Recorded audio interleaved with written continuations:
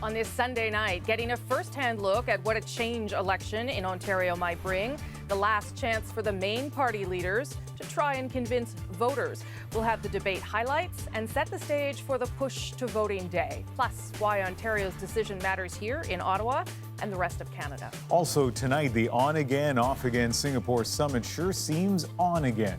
Why signals from North Korea seem to have injected new optimism in Washington.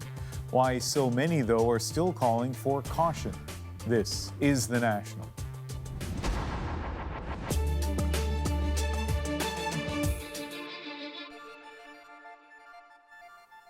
There are now less than 2 weeks before Ontario votes for a new government, and tonight, with the clock ticking down, the leaders of the three main parties went at it for the final time.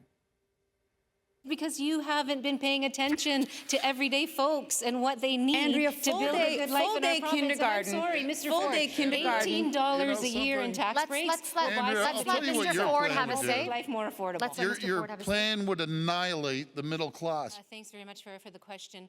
You know, You think it's unaffordable? And it sounded a lot like that tonight. Lots of debate over everything from taxes and the economy to issues of honesty and trust. Not surprising, really, given the stakes here. An electorate that seems ready for change and some pretty different choices from what is there already. As you saw, the energy of the debate was often passionate, but there was some substance there as well. Let's go to, are we going to CBC's Hannah Thibodeau, who's going to give us we're going to go to CBC News poll analyst Eric Grenier, who was watching this very closely with me throughout the night. Eric, your thoughts?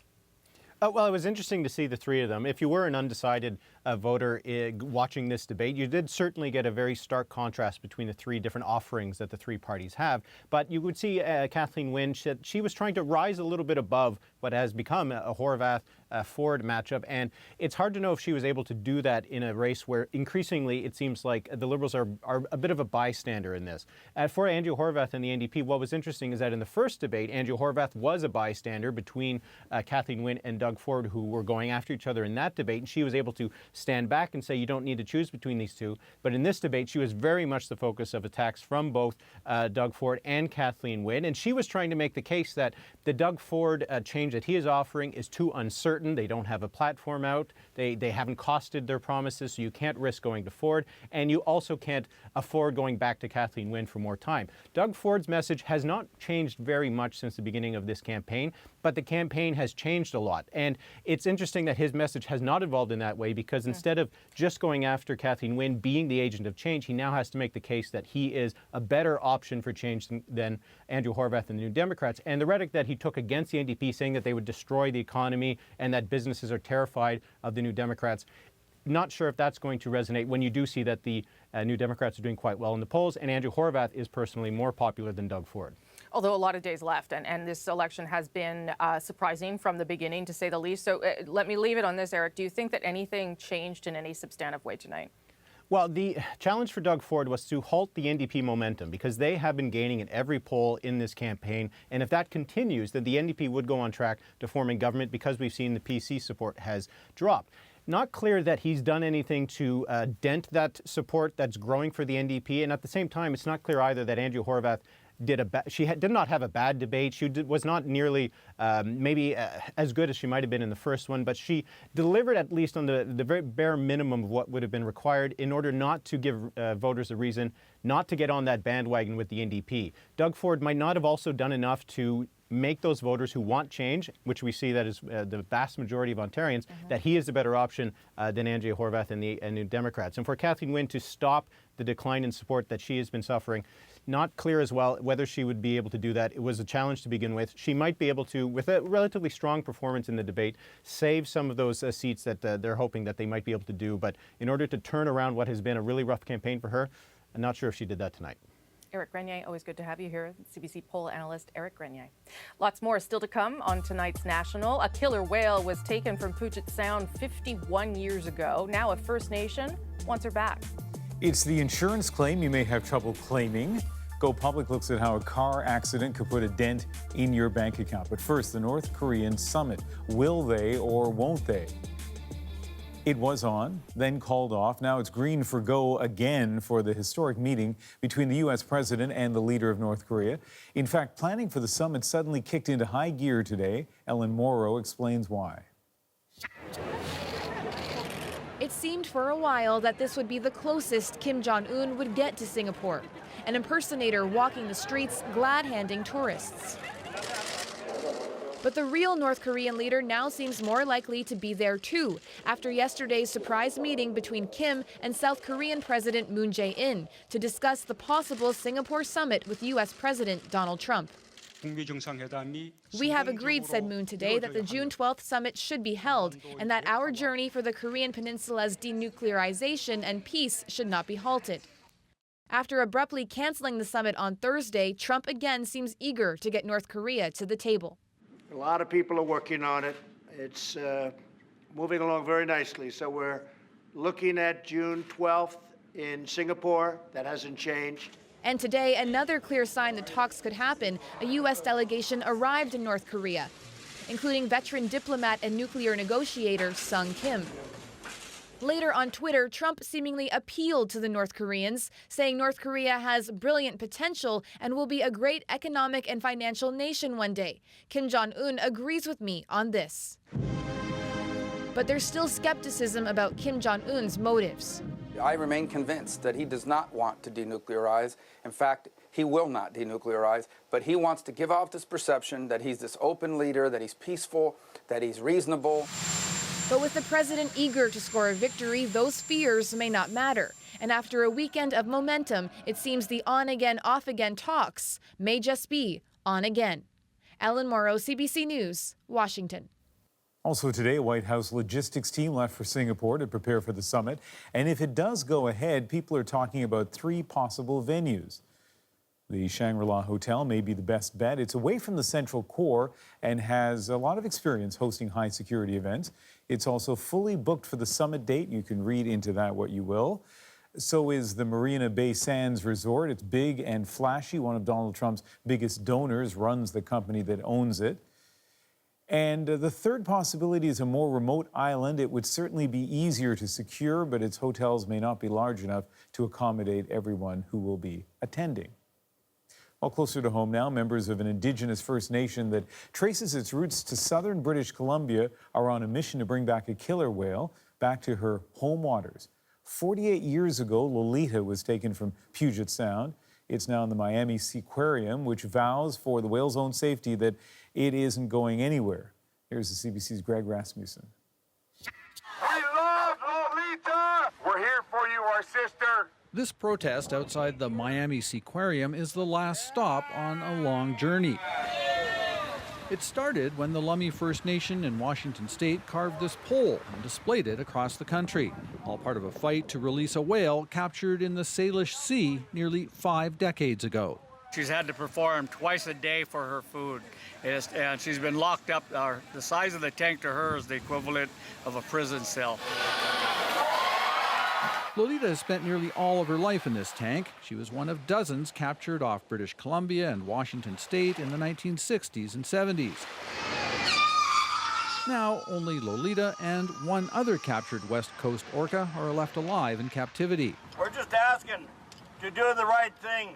The Lummi Nation has an elaborate plan to bring her home. The idea is to move Lolita from Miami to an island in Washington state, just south of the border with BC. A net pen would be built in a sheltered cove where Lolita would once again swim in the ocean, be trained to hunt, and possibly be released. But the operators of the marine park say releasing her could endanger her life. Really, they should be ashamed of themselves. They don't care about Lolita. They don't care about her best interests. They don't really care whether she lives or dies. The debate revolves around what's best for a whale that spent nearly 50 years in a pool. I think this could be a very cruel and inhumane thing to do. This UBC professor admires the sentiment to correct past cruelties, but he fears a repeat of the experience with Keiko, made famous by the movie Free Willy. He died within a year of being released. The window has closed. She's too old. You would never do this to your grandmother. So why would you do this to a whale? But the Lummi aren't giving up, saying they have the money and the expertise to bring Lolita safely home. Greg Rasmussen, CBC News, Vancouver. It's estimated the 60 killer whales are being kept in captivity worldwide, 27 of them taken from the wild. There's one orca in captivity in Canada. Kiska is at Marineland in Niagara Falls, Ontario. She was caught in 1979. No killer whales have been captured for display in North America for decades, but the practice continues elsewhere, most notably in Russia and China. Russia has 4 orcas, all caught since 2012. China has at least 15. They were taken from the wild within the last 5 years.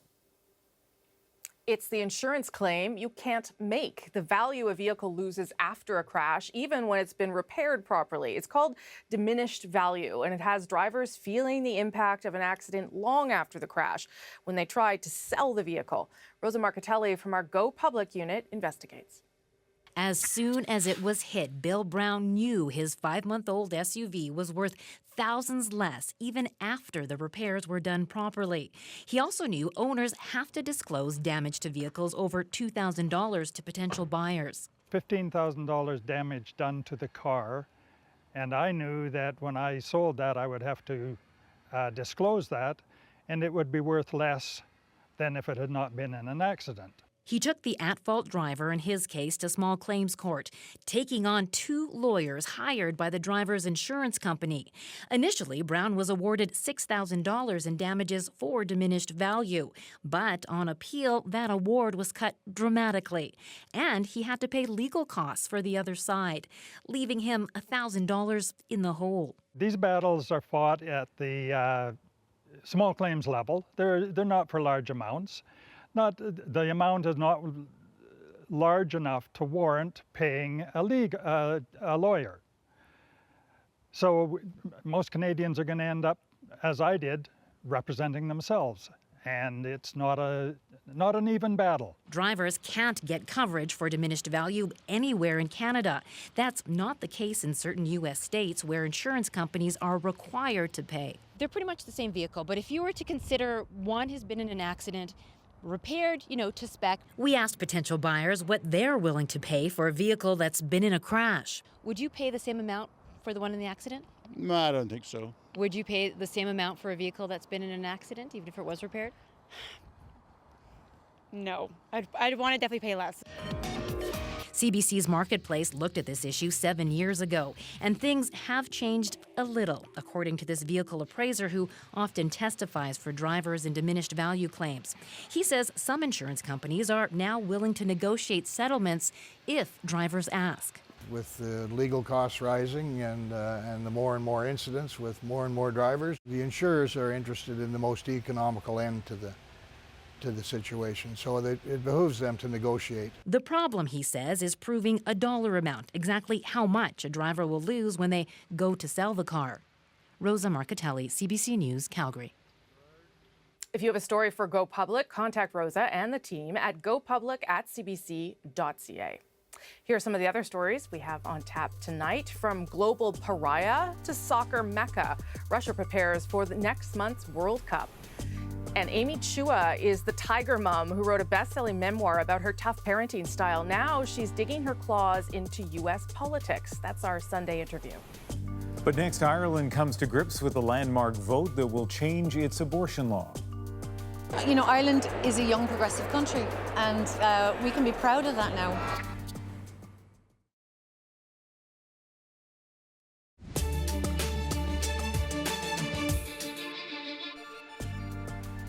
Here are some other stories we're following tonight. The 100th Memorial Cup is being decided tonight as the Regina Pats face off against the Acadie Bathurst Titan. Right now, the Acadie Bathurst leads 1-0.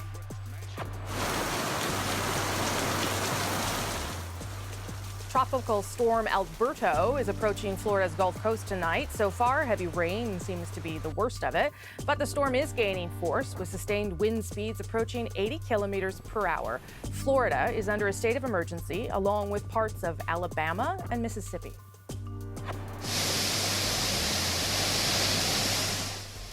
Now, this is a state of emergency. You can't deny that. Ellicott City, Maryland is coping tonight with violent flash floods.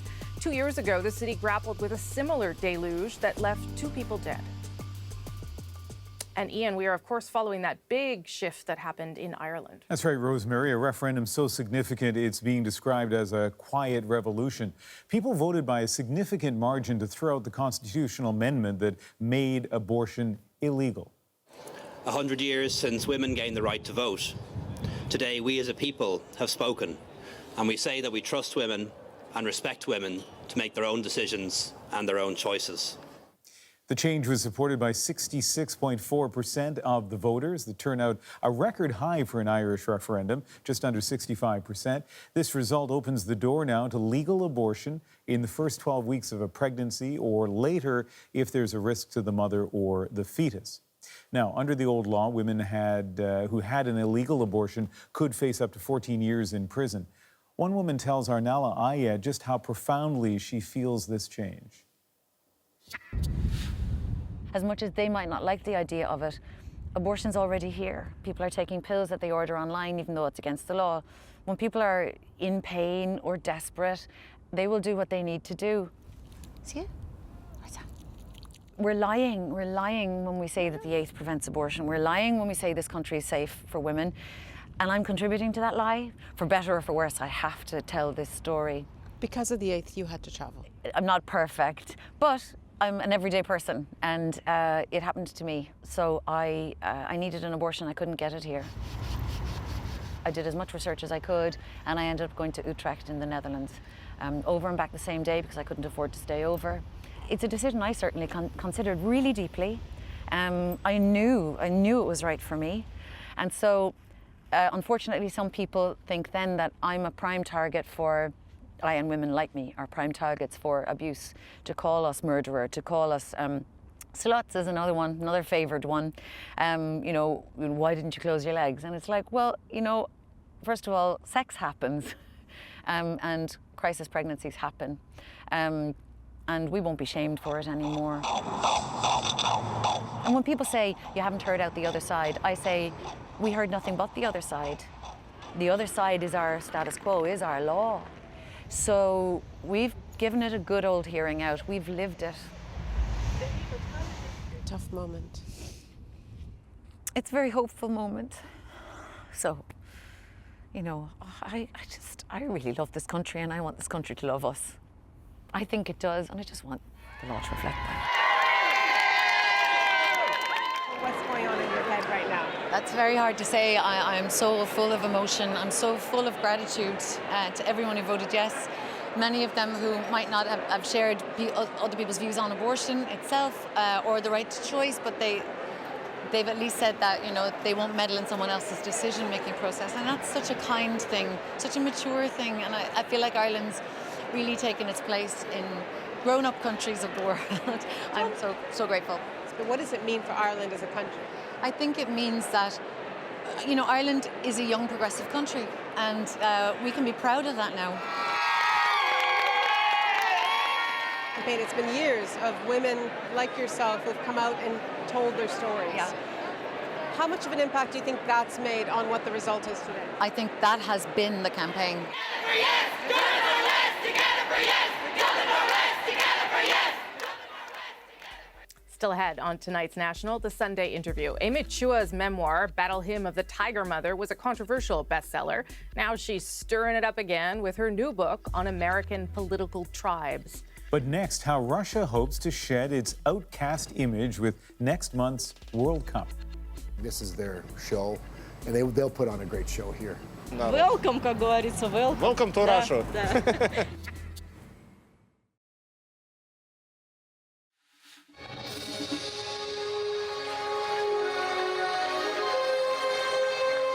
Well, there it is, the FIFA World Cup trophy unveiled in St. Petersburg, one of 11 Russian cities hosting games for the rapidly approaching 2018 World Cup. Russia pulling out all the stops for soccer fans, both those close to home and the hundreds of thousands expected to visit from abroad.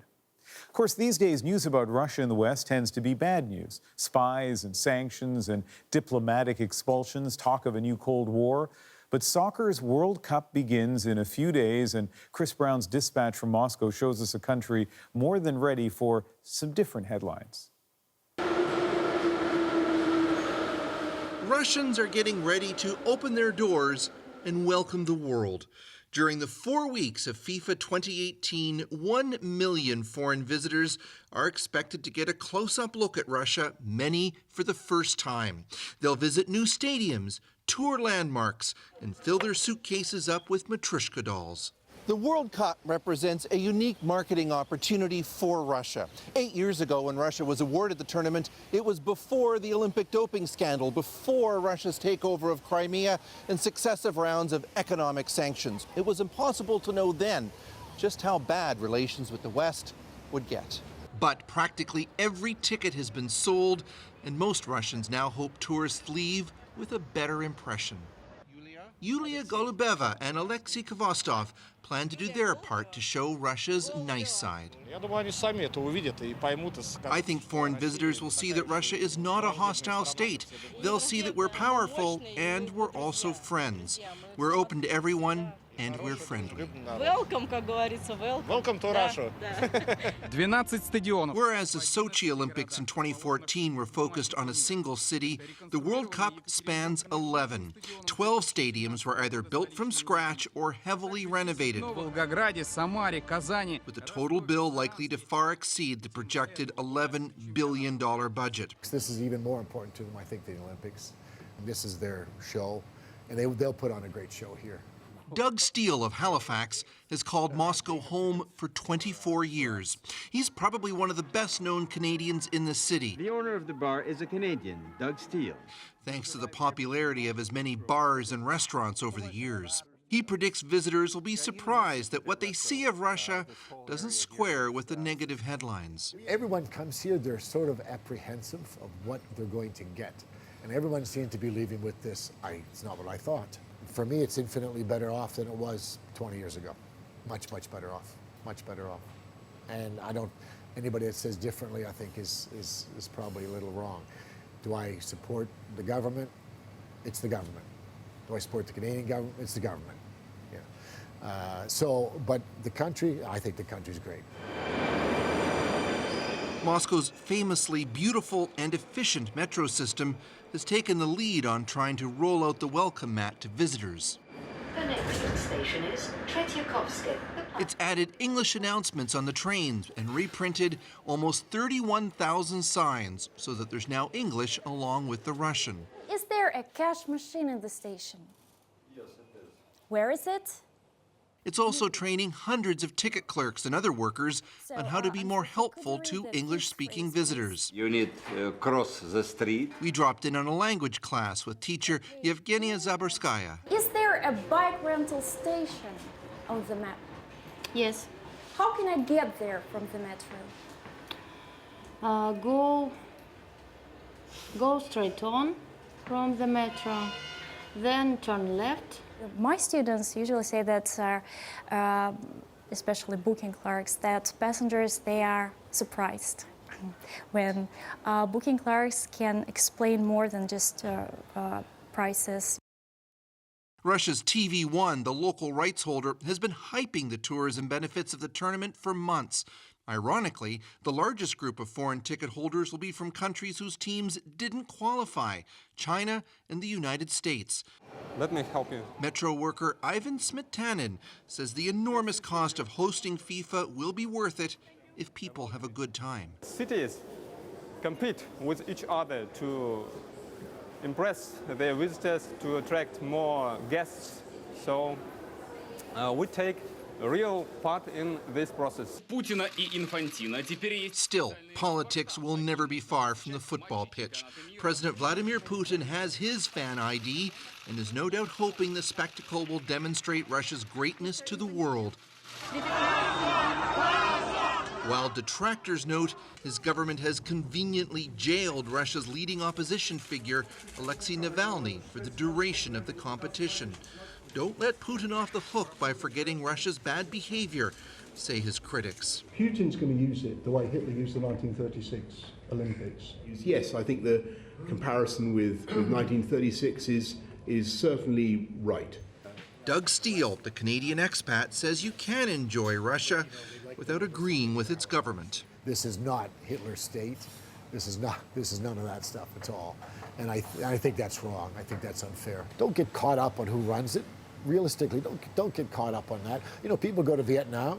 Are they caught up on the fact that they're still a communist government? They don't even think about it. They just think it's another extension of Thailand or something. I just think you come here and enjoy the people. Good afternoon.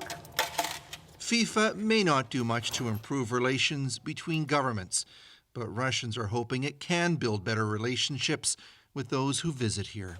One ticket. No problem. Chris Brown, CBC News, Moscow. Now, Chris mentioned that most of the ticket purchases are coming from countries that didn't even qualify for the World Cup finals. That is one surprise in a tournament that has already seen a few. First of all, Italy didn't even qualify for the finals, the first time it didn't make the cut in 60 years. Another World Cup powerhouse, the Netherlands, also failed to qualify. Meanwhile, some seldom seen teams will be in Russia this time. Egypt made it for the first time since 1990, while Peru hasn't qualified since 1982. Though its problem now, a captain banned for doping. Then there's Iceland. This is the country's first World Cup final. With a population of just over 300,000, it is the smallest country ever to make it. Up next, the Sunday interview. Yale professor Amy Chua is best known as the Tiger Mom, the leader of the pushy parent tribe. Now it's American political tribes that she's writing about. They now view the other side as actually not just people that they disagree with, but as immoral, worse people, evil people. Both sides are way more extreme.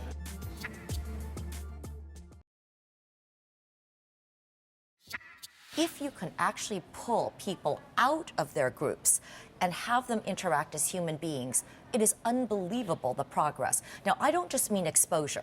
I mean actually interacting with each other. Sit at a table, get to know each other. The American academic, lawyer, and best-selling author Amy Chua on the issue of political tribalism. Republicans, Democrats, barely able to see each other as equal human beings, let alone Americans with shared dreams. She has a lot to say about the problem and possible solutions. For the Sunday interview, here's Amy Chua. You're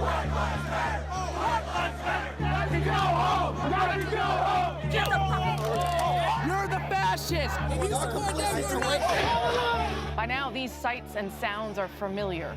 America, perhaps more divided than ever. Hail Trump! Hail our people! Hail victory! The 2016 presidential campaign exposed discontent amongst those who felt unheard.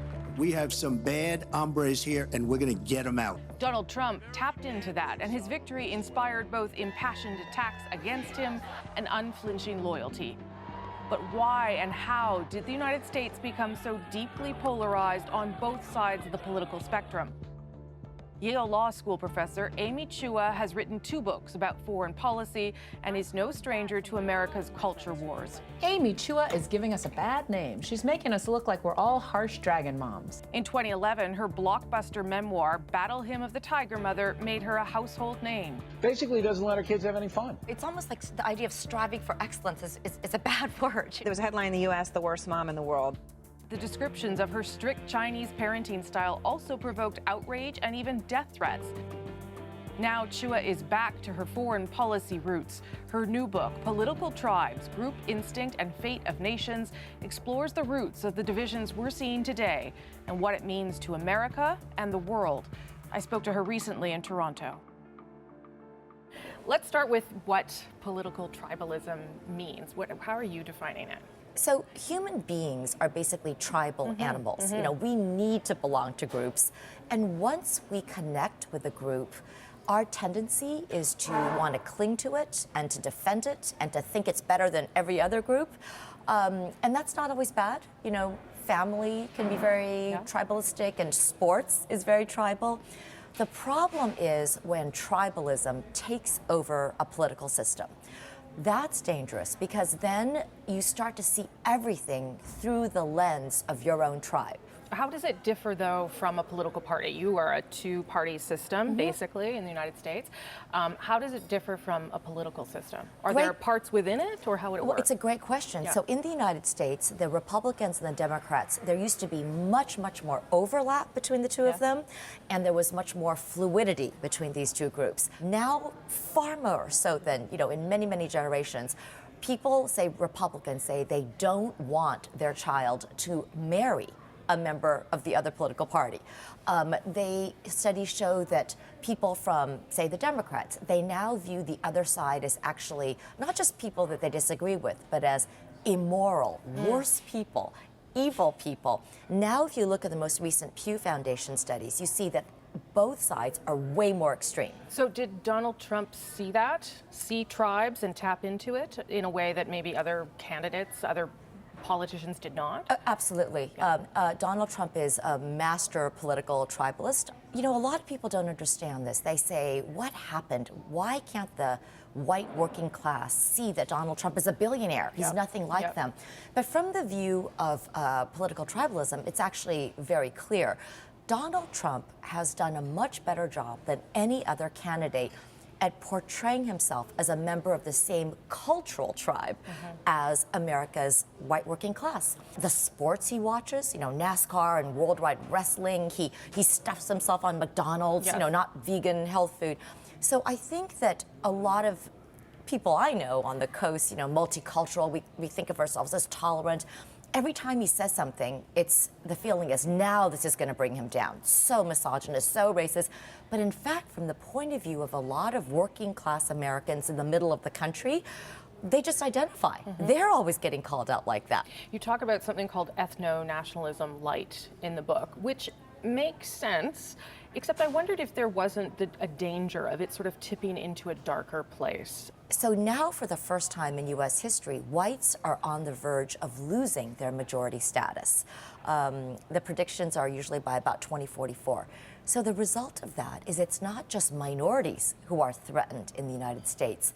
Whites feel threatened too. And so what happens is it's when groups become threatened, they fear that they're losing their dominance. So as a result of this, you see in America a lot of harsh rhetoric that I'm very critical about on both the right and the left. Obviously, easy case, the white supremacists, racists, horrible.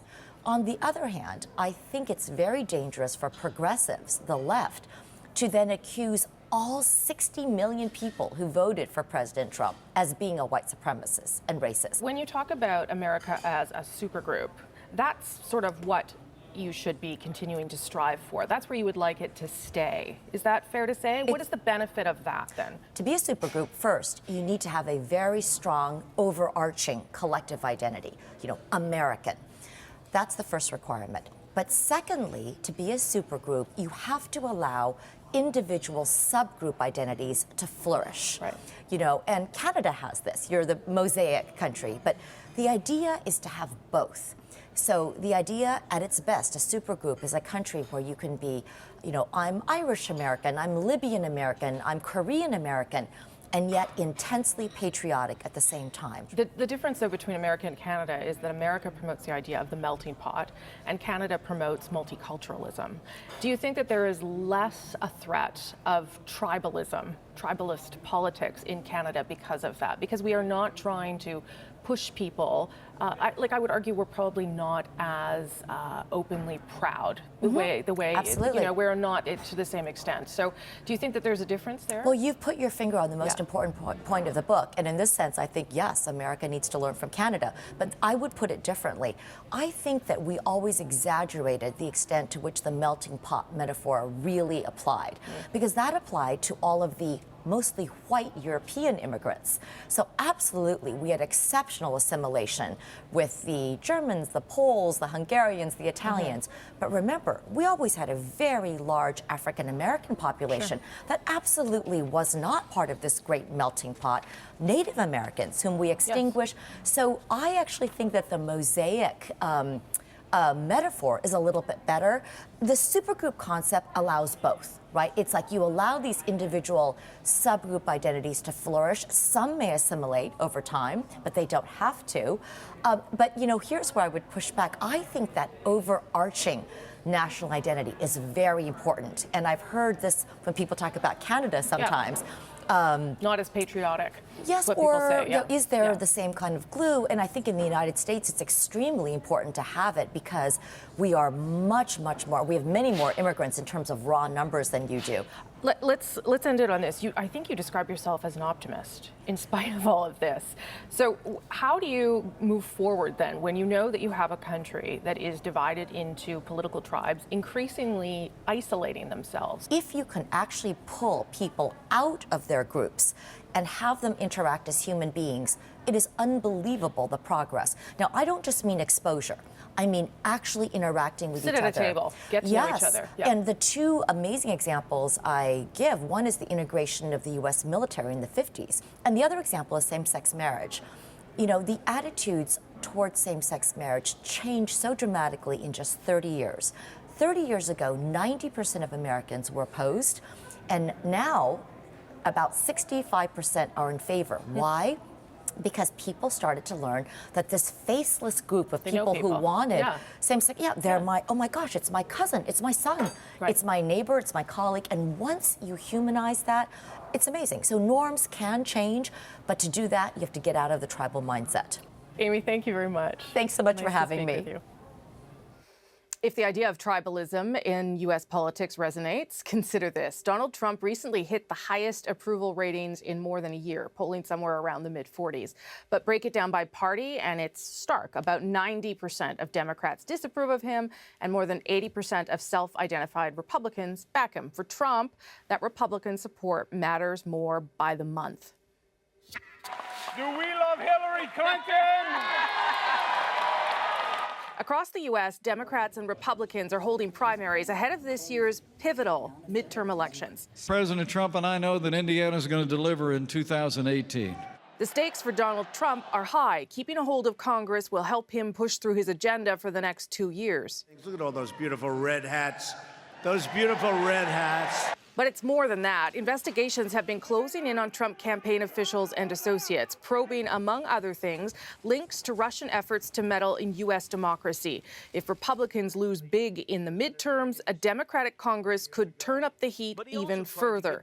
That's why Trump is out in places like Indiana to rally support for local candidates. But it can also disappear if you put fools and if you put the wrong people in. When it comes to the struggles and scandals in Washington, Trump voters may not know for sure what's going on, but many know what side they're on. Everybody's talking about Russia, and I don't understand why. I really don't. You're still going to vote for him? Sure. Why is that? Because at this point, I'm going to play the party side. Loyalty to the party side will help Trump, but on the other side, it fuels the Democratic enthusiasm that threatens him. All of this, Rosemary, is so interesting, and I think there are a lot of Canadians who struggle to understand the Trump phenomenon. After reading the book, after your entire conversation with her, did you understand it better?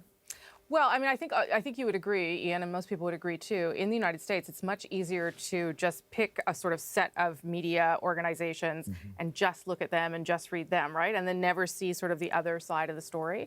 And that's at least part of it, that, as she pointed out, that people go into their little groups and they just stay there. And they don't have to actually interact or exchange ideas. And because they don't, they just remain sort of entrenched in their thoughts. So it's interesting. She also has lots of thoughts about how that influences American foreign policy, and we're seeing some of that with Donald Trump right now, too. So definitely a good read, even if it's, as she said, maybe not something that would apply necessarily to Canada. It sure helps you understand how American politics are so divisive. When we come back, a preview of the week ahead. And meanwhile, if you want to go deeper on the stories of the day, earlier in the day, subscribe to our newsletter at cbcnews.ca/The National. The National Today will take you inside our journalism every afternoon.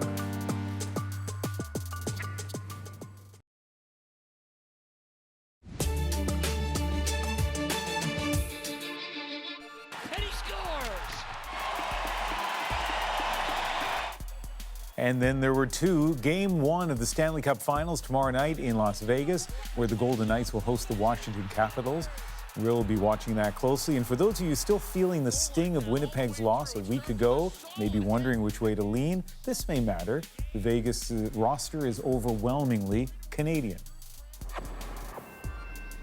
Workers at Canada's second largest railway could be off the job in 2 days. Unions representing some 3,300 employees of CP Rail served strike notice this weekend, effective this Tuesday at 10 p.m. Eastern. They say they want a better deal on pensions, sick pay, dental policies, and more rest for workers.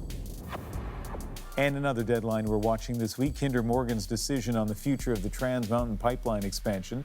The company gave this Thursday, May 31st, as the date by which it will either push on with the project or walk away in the face of mounting protests and political setbacks. Kinder Morgan stopped all non-essential work on the expansion last month. And the day after that, the Canadian auto industry could find itself facing potentially crippling tariffs on exports to the U.S. as NAFTA talks drag on. Canada and Mexico had been granted a temporary exemption on steel and aluminum tariffs. It's set to expire this Friday. So there was quite the rescue in Paris this weekend when a toddler was seen hanging from a balcony. A passerby took dramatic action, a 4-story climb that's earned him the nickname from the city's mayor, the Spider-Man of the 18th district. And it is our moment tonight. On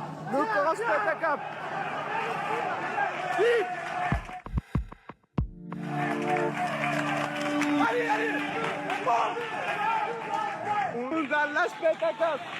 La tête de ma mère, je pète à cap. Allez, vas-y. Ouais.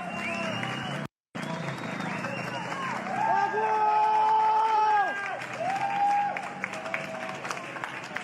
Starfoula, le score spectacle. On monte à la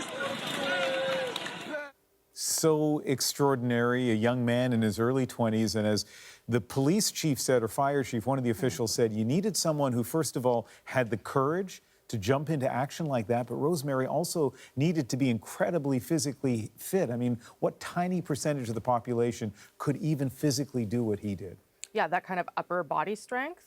That's like a lot of chin-ups in a row that he had to do. And the story is even more interesting behind him as well, Ian. His name is Mamadou Gassama, and he's a 22-year-old undocumented worker from Mali. So already there is a movement that started to try and get him to become, an actual citizen of France. And he's meeting with Emmanuel Macron tomorrow, so he may be able to make that plea directly to him. So it's got all sorts of layers, that story. But ultimately, the best part, of course, that the child lived and he's safe, and this guy's really a hero. And let me just jump in very quickly before we go. The people who were up there, or the guy that was up there, a lot of people wondered why he didn't step in. Apparently there was a divider that he couldn't reach around to properly grab the child, so that's why he stood there and watched. Incredible. Okay, that's The National for Sunday, May 27th. Good night, everybody. Good night.